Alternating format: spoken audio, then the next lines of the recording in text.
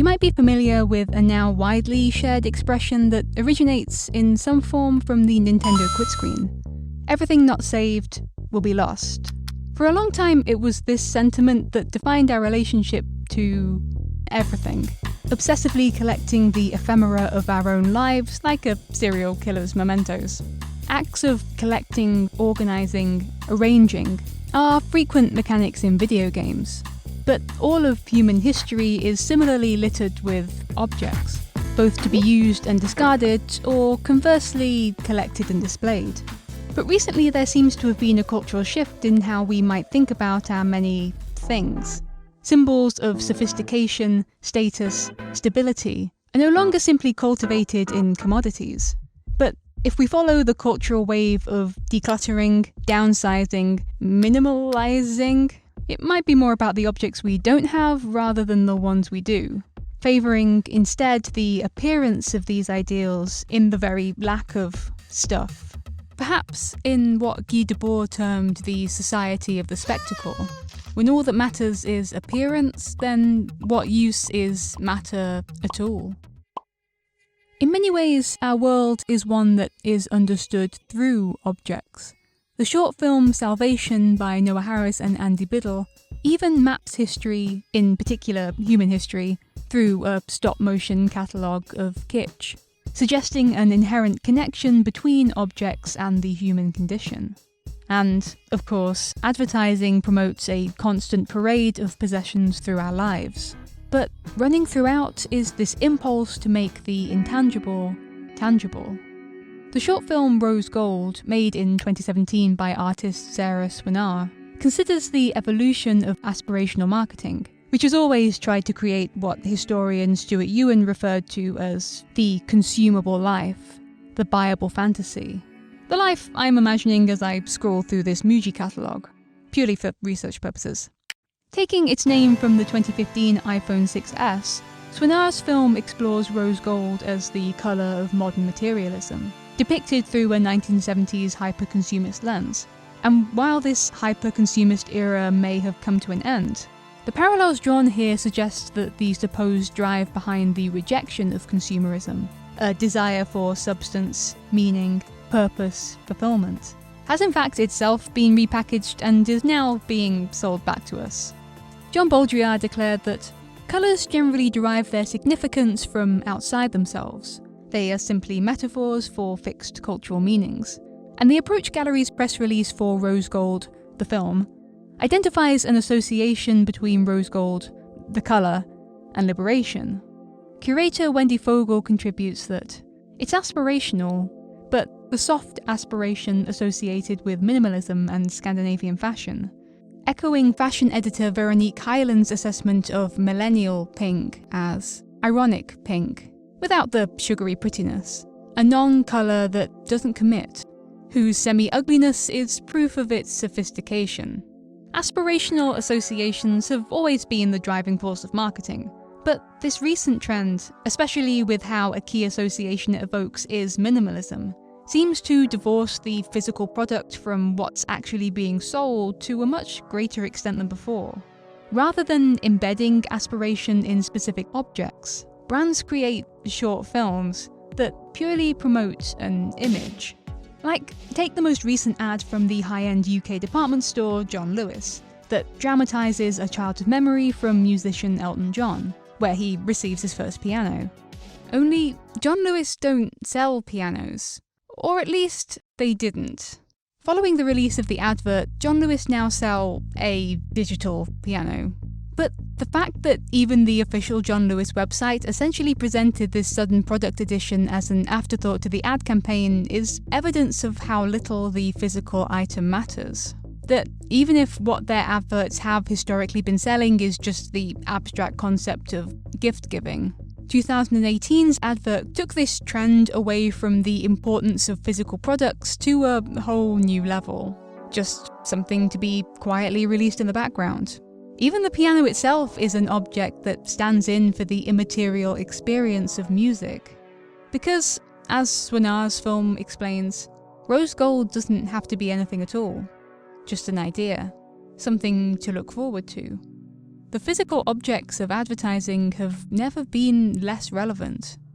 This movement away from object-based advertising is part of a wider cultural trend, announced by writer Chris Lehman as one that would orient us more serenely amid our storehouses of stuff.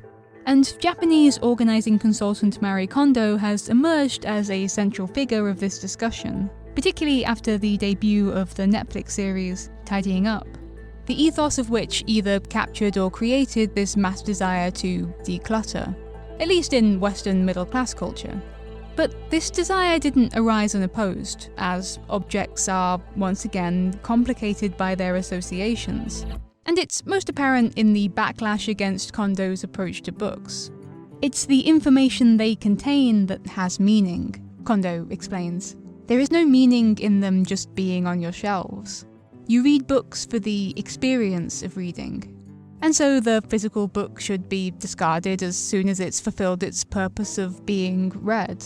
A position that wasn't exactly welcomed by everyone, mostly because of what a book stands in for, that experience of reading, but also because of this desire to possess tangible evidence of these ephemeral exchanges. As author Sam Byers says of books, we use their object form as a way of managing our vertigo-inducing relationship with them as intangible artistic events, and experiences we can never actually own. And it reflects philosopher Guy Debord's assessment that the first stage of the economy's domination of social life brought about an evident degradation of being into having. But this collective fascination with discarding the things we have now reflects the present stage, in which social life has become completely dominated by the accumulated productions of the economy, which is bringing about a general shift from having to appearing. All having must now derive its immediate prestige and its ultimate purpose from appearances. And this appearance of ourselves and the lives we wish to project is no longer dependent on objects. As Sophie Gilbert described in The Atlantic, the success of Tidying Up speaks to how neatly some episodes of the show sync with its cultural moment, a time in which identity and achievements are visual metrics to be publicly displayed and curated, and a happy home is a perfected, optimized one, that the performance of the self has become more important than the reality, and that these decluttered spaces function as projections of our best selves, organized, attractive, authentic, unattainable.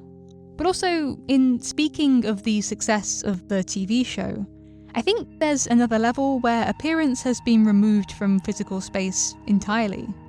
While some form of the KonMari method is easy enough to implement in viewers' own living spaces, decluttering runs in parallel to another recent minimalist trend that is less immediately attainable: tiny homes, which has been similarly televised as well as being popular on Instagram. But this cultural fascination with the appearance of tiny houses goes beyond the photographic image, with purely virtual houses being created in The Sims and then consumed on YouTube. While there are practical reasons, both financial and ecological, to aspire to this kind of living, the way it's playing out through fantasy implies that this isn't so much about the actual practice of building and inhabiting tiny houses, just the spectacle of it. I know there's something appealing to me about these compact spaces, but I don't know the extent to which I'd actually want to live there. Again, I just like the idea of it. Maybe the idea of being the kind of person who would inhabit a space so unencumbered by stuff. In The System of Objects, Baudrillard speaks of the modern house of glass, which does not open onto the outside at all. Instead, it is the outside world that penetrates into the intimate or private realm inside. The whole world thus becomes integrated as spectacle into the domestic universe. And in today's house of glass, there's nothing that can't be integrated as spectacle into the domestic universe. In fact, it could maybe even be said that spectacle now entirely constructs the domestic universe. Baudrillard had quite a bit to say about that part too, but all that's relevant here is how the increased role of the immaterial might play a part in the potential decline of objects. In a way, images are the objects of the 21st century, a new way to collect, to advertise our ideal self. Because, as well as sneaky traps for those slippery, transient experiences, writer and professor Lisa Nakamura explains how books were displayed in the home as signs of taste and status, a form of public consumption that produces and publicizes a reading self. A self that can now be publicized regardless of maintaining a physical collection. Hoarding has transcended physical space, and not only are we documenting our own lives, but we're also collecting and curating potential lives in an attempted mastery over the things we still can't possess, physically or abstractly. I'm not sure if this is common, but I know I sometimes download pictures thinking, this is nice, and it's a part of me now. Though common or not, it's not far from the conventional function of Pinterest. In their introduction to the journal Online Lives 2.0, Laurie McNeil and John David Zuern consider how Pinterest members window shop for experiences, behaviours and goods they find inspirational. They therefore curate inspired lives, lives they may not have but wish they did. This is lifestyle shopping in a purely digital and fantasy form. And this behaviour likely contributes to the popularity of haul and unboxing videos, as another way of consuming vicariously, while also drawing appeal from being able to at least witness the intimacy of tactility, if not experience it. Writer Kritika Bansal even goes as far as describing the unboxing video as the process of presenting the object of desire in a state of undress, and therefore partially erotic. But it still maintains that digital distance. In discussing the thinking behind her film Rose Gold, Swinar explained, "A lot of what design or advertising does is try to erase the real fact of living, the everyday materiality of us being in bodies. It's an observation that I recognise in my own habit of digital collecting. More than a way of storing the things I can't physically attain, it's a space where the fantasy remains pure, untainted by the everyday materiality of us being in bodies, of expectation not living up to reality." Why doesn't mine look like that? And this digital hoarding might also play a part in the sudden cultural desire for its opposite. As Jeffrey Rosen commented in the New York Times, the fact that the internet never seems to forget is threatening at an almost existential level our ability to control our identities, to preserve the option of reinventing ourselves and starting anew. And with the introduction of platforms like Snapchat, the original selling point of which was impermanence, it seems that even digital media recognises that when everything can be preserved, there's something exciting and perhaps even radical in being transient. Walter Benjamin famously wrote about the work of art in the age of mechanical reproduction, that even the most perfect reproduction is lacking in one element: its presence in time and space, its unique existence at the place where it happens to be. And I think this will likely always be relevant.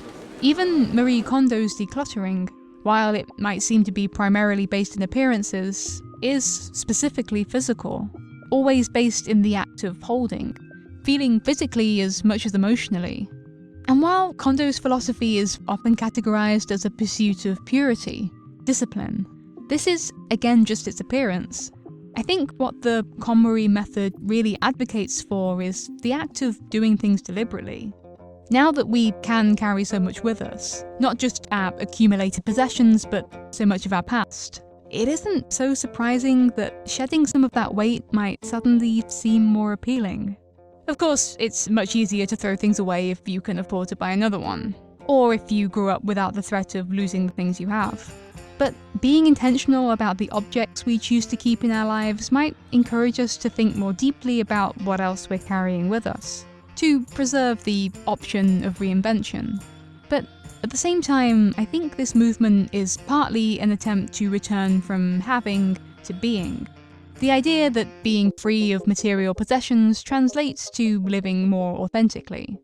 For a long time, we've been encouraged to construct our identity around consumer objects, And now that position is, I think, rightfully being challenged. But it's also already being recommodified. Muji, the brand name, is an abbreviation of Muji Rushi, which translates to no brand. And that's exactly how they want you to think of them. But Muji is a brand. And increasingly decluttering, the soft aspiration of minimalism, is a brand. Because you can't market being, but you can market the appearance of being. And if we're being intentional, we shouldn't forget to ask just what we're being sold.